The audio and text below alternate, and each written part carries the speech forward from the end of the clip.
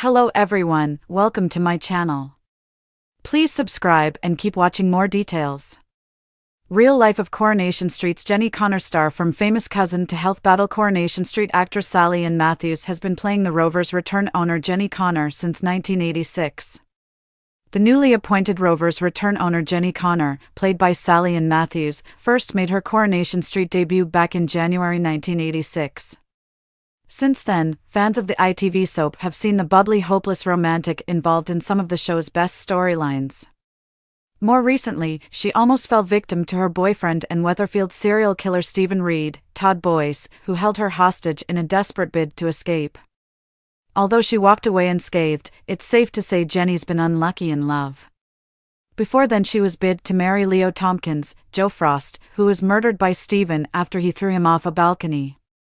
Her beau before Leo, husband Johnny Connor, Richard Hawley, died saving Jenny during a dramatic sinkhole disaster. Despite all her love interests dying, Jenny has remained a key character on the cobbles and has close friendships with Rita Sullivan, Barbara Knox, and Daisy Midgley, Charlotte Jordan. Although she's starting to clash with Daisy over their new business venture.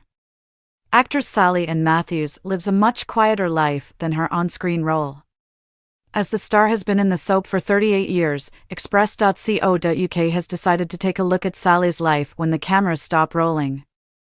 In 1999, Sally married senior barrister and Judge Nicholas Rhodes, who she shares 2 sons with. Although the 53-year-old confessed to Kate Thornton on White Wine Question Time that initially, she never wanted to get married. The soap star admitted that for her, having a child was a bigger commitment than tying the knot, so they had a family instead. She said, "Then as soon as James was born, I kind of went, oh, I want the same name as everybody else. So all right, I'll marry you now, but I don't want a fuss and you're rubbish at remembering dates. So we'll get married on my birthday at James's christening." Sally shared that they had the christening for their son and then the reception, where she slipped away to put on her wedding dress.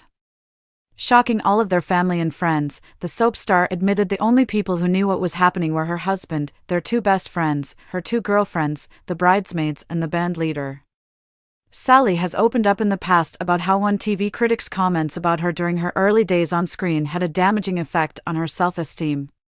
At the time in Coronation Street, Sally was engaged to French law student Patrice Potvin, Frank Dubosc. The critic wrote at the time, "What would a handsome Frenchman boy like Patrice see in a little pudding like Jenny Bradley?"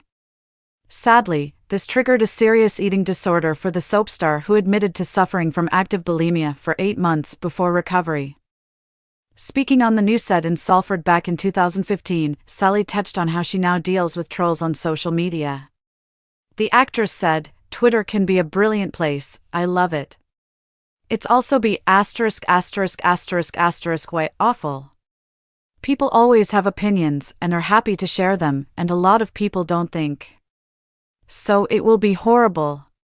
Yet now I am more comfortable with who I am. I am older and thicker skinned, so if people say horrible things about me, sod them." It looks as though acting runs in the family for Sally, as one of her fellow Coronation Street colleagues is her cousin. Sally discovered that actress Amanda Berry, who fans will remember as Alma Baldwin in the soap, was related to her in a special documentary. Titled Coronation Street's DNA Secrets, the 2018 one-off special saw some of the cast members use Ancestry.com to see who their distant family members were. Speaking about the revelation to Radio Times at the time, Sally said, "Waiting for my Corey cousin to come around the corner was torture. I was praying it was someone I liked. The joy when I saw it was Amanda was overwhelming, and I thought, well, of course it is, that all makes sense now.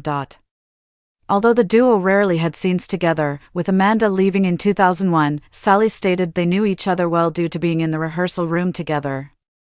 She continued, "I think we share a naughty, slightly bonkers streak. And the fact the gift of a jug that Amanda gave me when I was 18 has been on every kitchen shelf I've ever had, and was one of my most treasured possessions even before I knew, clearly means something."